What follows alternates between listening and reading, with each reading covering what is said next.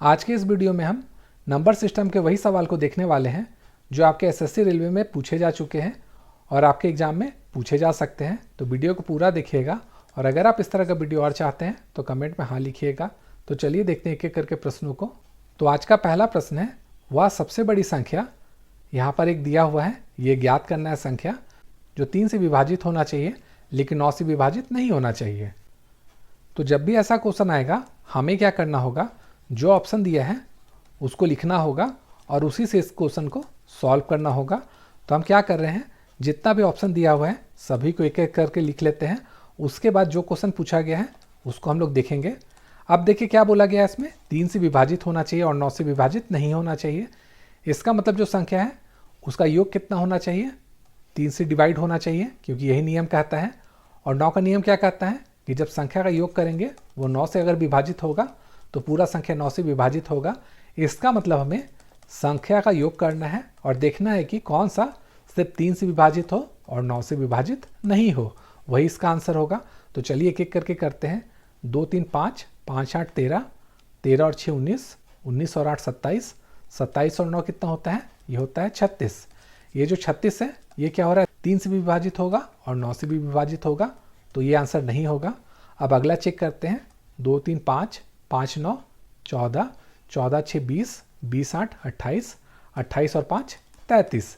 ये जो 33 है ये क्या हो रहा है, 3 से डिवाइड हो रहा है लेकिन 9 से डिवाइड नहीं हो रहा है। इसका मतलब इसका आंसर होगा ऑप्शन नंबर बी। आप ऑप्शन नंबर सी और डी भी चेक कर सकते हैं लेकिन हमें ऑप्शन नंबर बी से ही आंसर मिल गया है, तो हम लोगों ने इसका डायरेक्ट आंसर कर दिया है। अब चलिए अगला सवाल देखते हैं। अगला सवाल है, 3 अंक वाली संख्याओं यहाँ पर दिया है ABC, CBA और BCA का योगफल किससे विभाजित नहीं होगा, ये हमें बताना है। तो यहाँ पर देखिए क्या है, ABC है, तो ABC को हम क्या लिख सकते हैं, ये हो जाएगा 100A plus 10B plus C। उसी तरह यहाँ पर है CAB, इसको हम क्या लिखेंगे, ये होगा 100C plus 10A plus B। उसी तरह है BCA है, इसको क्या लिखेंगे, 100B plus 10C plus A। ये कैसे हुआ, देखिए मान लीजिए यहाँ पर 123 है, तो 123 को हम क्या लिखते हैं, 100 प्लस 20 प्लस 3 लिखते हैं। उसी तरह से इसको हम लोगों ने कर दिया है। अब देखिए क्या बोला गया है, इसका योगफल, तो सबको जोड़ दीजिए। तो A में देखिए कहाँ कहाँ क्या क्या है, यहाँ 100 है, यहाँ 10 है और यहाँ A है। तो सबको जोड़ेंगे तो ये हो जाएगा 111 A। उसी तरह B वाले को जोड़ते हैं तो यहाँ से भी आ जाएगा 111 B। उसी तरह C वाले को जोड़ेंगे 111 C। तो इसमें हम क्या देख रहे हैं, 111 जो है वो कॉमन आ जा रहा है, यानी A plus B plus C करना होगा। अब देखिए क्या बोला गया है, किससे विभाजित नहीं होता है, तो A plus B plus C से विभाजित होगा, तो इसका मतलब ऑप्शन नंबर A इसका आंसर नहीं होगा। अब उसके बाद देखिए यहाँ पर क्या बच गया, 111। 111 को हम क्या लिख सकते हैं, इसको लिख सकते हैं 3 गुना 37 लिख सकते हैं। इसका मतलब वो 3 से भी विभाजित होगा, तो 3 दिया हुआ ऑप्शन नंबर डी में, तो ये भी आंसर नहीं होगा। 37 से विभाजित होगा, ये ऑप्शन नंबर बी में दिया है, ये भी आंसर नहीं होगा। यहाँ पर सिर्फ 31 बच गया है जो इसमें नहीं आ रहा है, इसका मतलब इसका आंसर हो जाएगा ऑप्शन नंबर सी। अब चलिए अगला सवाल देखते हैं। अगला सवाल है, यदि 6 अंकों की एक संख्या है, यहाँ पर 2 संख्या दिया हुआ है, क्रमशः 11 और 72 से विभाजित हो रहा है, तो 5x माइनस 2y का मान क्या होगा, ये हमें निकालना है। ये देखिए एसएससी में पूछा गया है क्वेश्चन, तो हम क्या करेंगे, एक एक करके क्वेश्चन को लेते हैं। तो यहाँ पर देखिए पहला प्रश्न में क्या दिया हुआ है, x 3 5 6 2 4, ये क्या हो रहा है, ये 11 से विभाजित हो रहा है। तो 11 से विभाजित होने का नियम क्या होता है, एक छोड़कर एक संख्या को जोड़िए। तो चलिए जोड़ते हैं, 3 6 9, 9 4 13, यहाँ से 13 आ गया।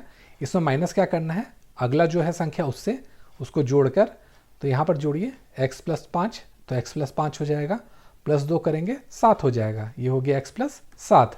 अब नियम क्या कहता है 11 से नियम का, कि दोनों का जो डिफरेंस है वो क्या होना चाहिए, 0। इसका मतलब x का मान हम क्या बैठाएंगे, x का मान अगर हम मान लीजिए 6 बैठा देते हैं तो ये क्या हो जाएगा, 6 प्लस 7 हो जाएगा, यहाँ से आएगा 13, यहाँ भी 13 दिया है, ये हो जाएगा 0।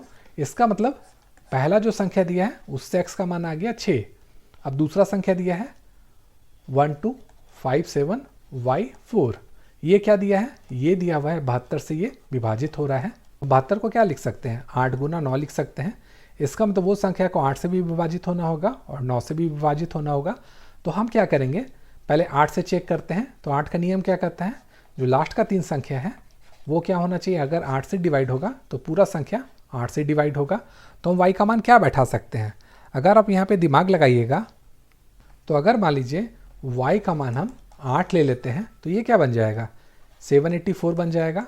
और इसको अगर हम 8 से डिवाइड करेंगे तो ये कट जाएगा आपस में। इसका मतलब y का मान यहाँ से आ जाएगा 8। हमें मान किसका निकालना है, 5x माइनस 2y का निकालना है। इसमें बैठा देते हैं 5 गुना 6 माइनस 2 गुना 8, यहाँ से हो जाएगा 30 माइनस 16।